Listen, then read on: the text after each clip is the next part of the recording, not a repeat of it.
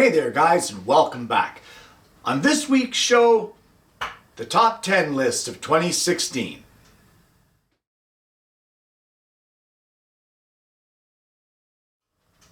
Well, looking back on the program over the years, there was a top 10 list of 2014, a top 10 list of 2015, and now that we're getting into December, it only seems fitting that I do a top 10 of 2016.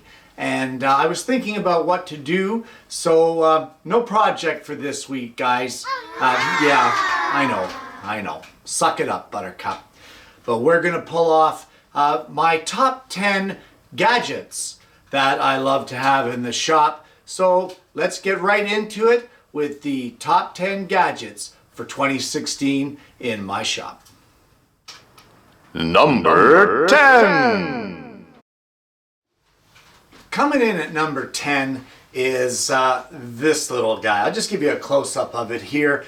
And what this is a rather inexpensive moisture meter. And for me, having a saw stop, moisture in the wood is not good.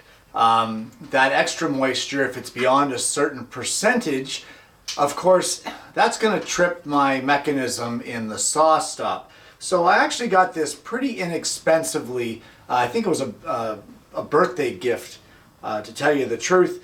But the point is that you can see here that it doesn't take much to stick it to the wood using the two little pin prongs at the top.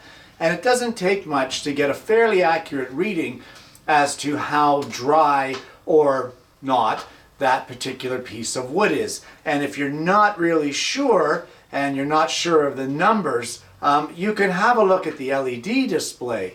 The LEDs will show green for go ahead and cut that puppy, to amber, well, be careful there, or red, holy crap dude, don't put that through your saw. So if there's ever a time that you weren't sure and you didn't want to trip your saw stop, this might be a little safety feature that's a lot cheaper than replacing the brake on your saw stop. And if you're not sure what an amber thing, well, you know what, buddy, just stick it to your fingers, for crying out loud. Show the crowd. There you go. So you may want to be iffy on cutting your finger, let's just say in this instant. Either way, my number 10 gadget of 2016, moisture meter. Number 9. Coming in at number 9 is, I think it's a fairly new product that was offered by Lee Valley, and it is kind of gimmicky and kind of a gadget, but I do love my gadgets. And it's an angle transferring tool. Let me just step aside here and show you what I'm talking about. And it's a fairly simple device that changes its configuration according to an angled profile that you may be trying to accomplish. And of course, you can use this tool once it's locked down in that angle profile, either to mark it onto a drawing or onto a pattern or a piece of wood, or you can use it to transfer that angle to your miter fence. Million and different ways that you could use it. You could even take an existing project and transfer it to a drawing if you were making plans for something that you built by the seat of your pants kind of thing. But either way, handy little tool, and it's fairly inexpensive and has come in handy several times with me, especially my big concern with it is going off of a drawing that is not including the angles for you. Sometimes that transfer tool has really come in handy to, like I said before, set the miter fence to the angle that you need. So at number 9, an angle transferring tool. Number 8. Coming in at number 8 is a very handy little thing in the shop, and that would be a profile duplicator or a profile transfer tool. And it looks like this. This one here is for rougher profiles with less detail. I actually have two types. I have this type and I also have this type, which is one that has metal pins in it, which is more for transferring a very detailed profile. So this works great for on the lathe. If you were to be making a template to do like repeatable projects, works fantastic. If you wanted to transfer a curved pattern onto a piece of wood, but you didn't really know how to go about it, this tool works wonders. And it's a simple thing to use. You basically take whatever it is that you want to transfer. Now this is an old pepper mill where the finish failed miserably for me, so I just tossed it in the bin. But you take whatever you want to transfer and you place it up against your gauge and you just push it in towards your item. And you can see there how the teeth are conforming to this particular shape. And when you're done, you end up with the profile of whatever it was you were pushing up against. In this case, it happens to be this pepper mill. And from there, if you wanted to duplicate this pepper mill now, you could draw this out onto a half profile of like a hardboard, cut it out, and then use that as your guide while turning your piece on the lathe, let's say. So a really cool tool to aid you in transferring irregularly shaped objects onto flat work, etc. If you were making, say, a chest of drawers or duplicating a chest of drawers and it had that really nice profile trim piece on the bottom, kind of hard to flip the whole dresser on its back and trace that out, and it's awkward, and etc., etc. Profile transfer. Get up there, give it a little push onto that profile, transfer it out onto a piece of board, and cut away. Bob's your uncle. Rather neat little device, and well worth having in the shop if you do that sort of work. Number 7. Number 7 might seem a little goofy to some of you guys, but if you're like me and you need to wear glasses in the shop to see measurements, blueprints, etc., this little gem has been awesome. And it looks like this. And basically, all it is a magnetic hook that holds your glasses onto your shop apron, your shirt, your jacket, whatever you're wearing. And like I said, it may seem silly, but I lose my glasses constantly in the shop. It never ends that I'm thinking, where the heck did I leave my glasses? And this way, they're always hanging right here. Now, they're not here right now, and there's a reason for that. That's because this little guy up here is going to demonstrate to you exactly how it goes on. So, just like this, they're going to go on, and you just align the front piece where you want your glasses to hang. You put your magnetic piece at the back of the apron, and it just adheres. They have rare earth magnets in both pieces. It holds really securely, and I always know where my glasses are. So for those of you who, you know, are like me and constantly lose your spectacles, you might want to consider this little beauty. Either way, number 7, eyeglass holders. Number 6. Well, our next little device or gadget may seem a little trivial, may seem a little silly, but it has come in handy many times. And what it is a screwdriver magnetizer. And for us here in Canada, having square drive or Robertson screws, those screws hold rather well onto the tips of the screwdrivers for working at different angles. But if you're using a slot or a Phillips, those sometimes, okay, most of the time, really don't hold that well. So this little tool, basically it magnetizes your screwdriver temporarily to hold that screw in place until you can start driving and getting it set. It's as simple as this. I mean, you take your screwdriver, you put it into the hole that says magnetize, you kind of roll it around for like a second or two, you pull it out, it's magnetized, the screw holds. Get your screw screwed in. If you want to demagnetize the screwdriver now, you put it in the one that says demagnetize and do the whole process again. It's as simple as that.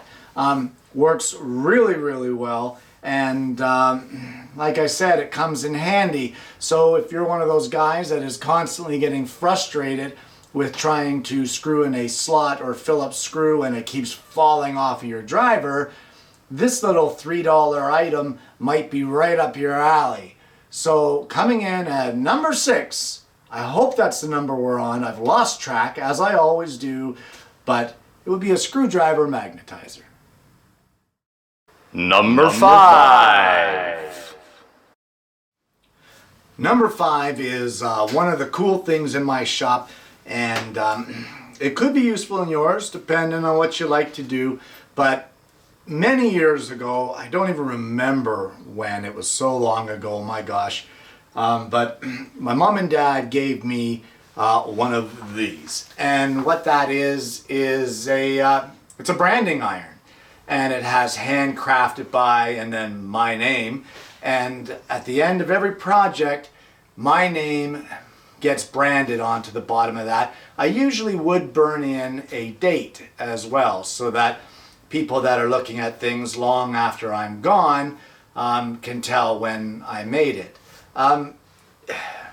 This one is manual. They come in, you know, manual and then electric sort of thing. I say manual, and what I mean by that is you use a blowtorch to heat it up. You can see it being done here. You heat it up.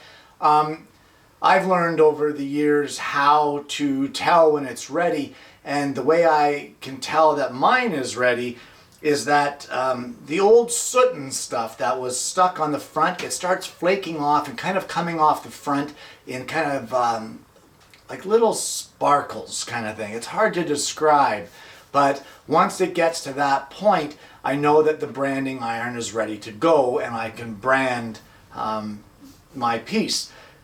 It usually requires some sanding afterwards. Eventually I would like to get an electric one. I think that would be pretty cool, not only for the cool factor, but also for the fact that I'd be able to regulate the heat a little better.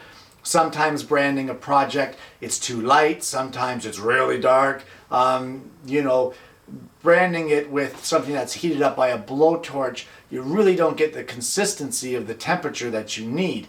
But either way, I do like the one I have. I've used it for years. I don't know what to say other than number 5 is pretty awesome. And it's a project branding iron. Number 4. Talking of all the gadgets in 2016, or at least the ones that I like to use in my shop, it wouldn't be complete. It really, really wouldn't unless I included the feature of last week's show. And it's one of my new favorite toys. And I wasn't kidding when I said last week that I'm excited for what this thing has to bring to the show coming up. And it's this guy. It's my Biel Tools threading kit. And I've played with it a bit since last week's show. And as I said, I'm really excited to... I can't tell you guys what the projects are that are coming up. Because that's going to ruin it, and I'm really looking forward to it. So I'm just going to leave it alone and just drop it at that and say number 4 is this thing. And I don't even know what else to say other than number 4.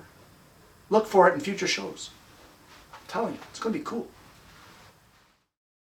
Number 3. I know I say it about a lot of them, but number 3 is awesome.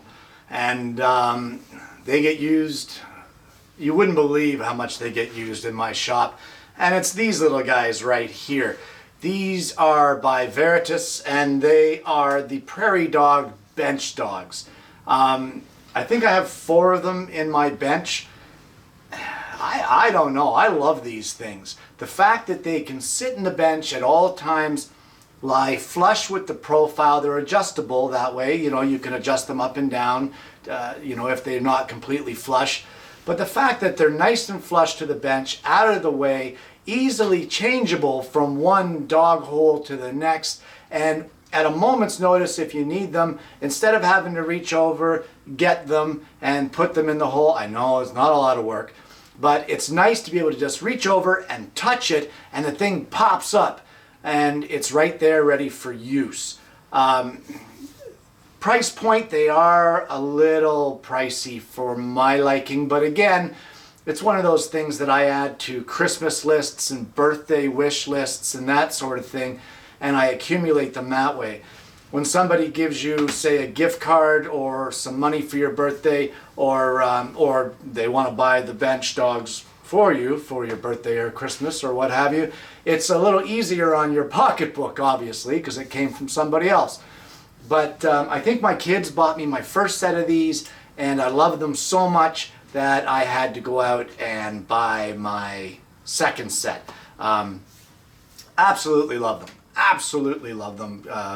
Wouldn't want the bench without it. Okay, yes I would. I love my bench too. But it sure makes the bench a lot easier and a lot more enjoyable to use. I mean, look at that little thing. Head up, head down. Head up, head down. Head up, head down. I could do this all day. Prairie Dog Bench Dogs by Veritas. Number 3 on our top 10 list. Number 2. I purchased number 2 a couple weeks ago. It was at Costco, and I think it was like 15 bucks or something like that. But anyway, it was this. And you may be saying, what the heck is that? It's a remote, and it controls receptacles. The labels that are on there, obviously, I put on myself to coincide with what I had going on in the shop. But the way it works is you have this little keychain remote, and it can control up to 3 receptacle points. They have a receiver, and I'll just show you that right here. This is the receiver, and what happens is you click the on button and it sends the signal to the receiver, clicks it on, allows power to get through to whatever. For me, it's a real pain in the neck when I'm filming, because I have so many things going on in the shop. Things like dust collectors, airborne dust collector, the larger 4-inch port dust collector, my music. I love my music when I'm working. What the problem is that when filming, sometimes I forget to shut the airborne collector off, and it's kind of a pain in the neck, you know, so it's a convenience point to have a remote for it. So if I want to turn on the ceiling dust collector, I know that that's switch number 2 as per label, then I just give it a click and it's on. When I'm ready to film, because it's kind of annoying in the background of filming, I give it a click and it's off. Same thing with the dust collector for, say, my table saw. I can just push the button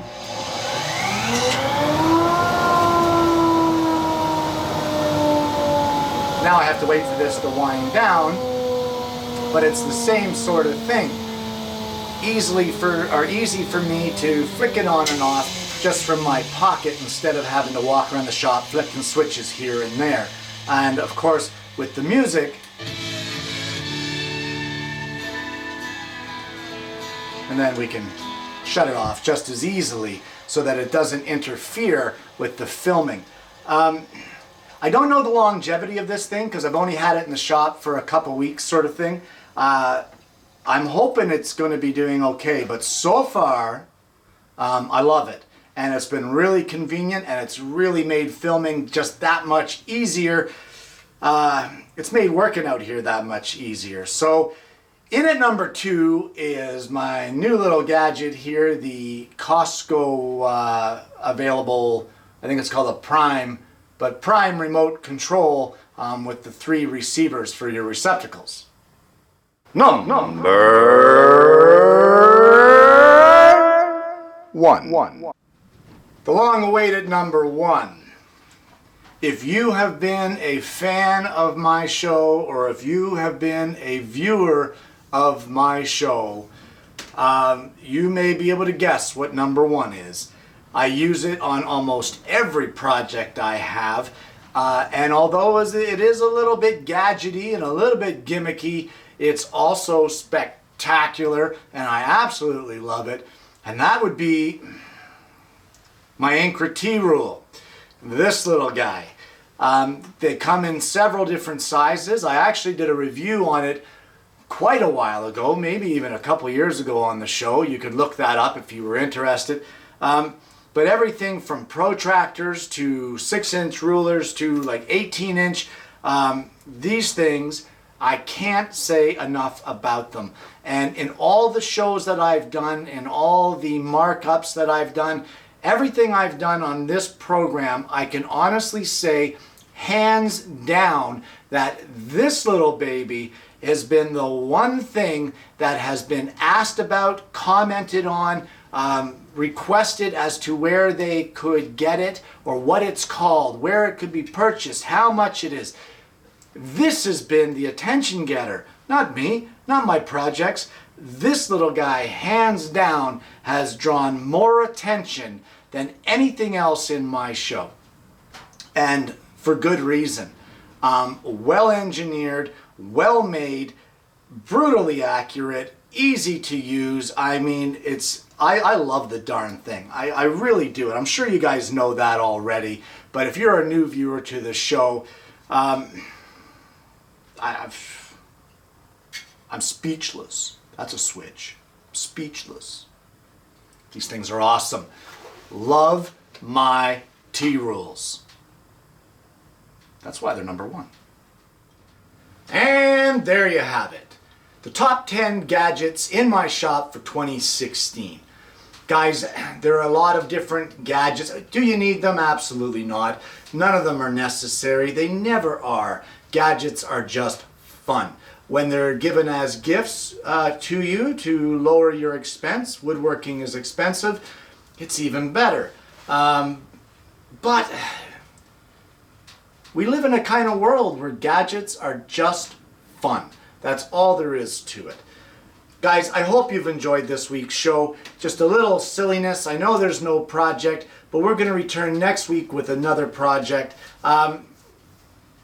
It's just one of those things to bring some attention to some of the gadgets that are out there that you may not realize are there.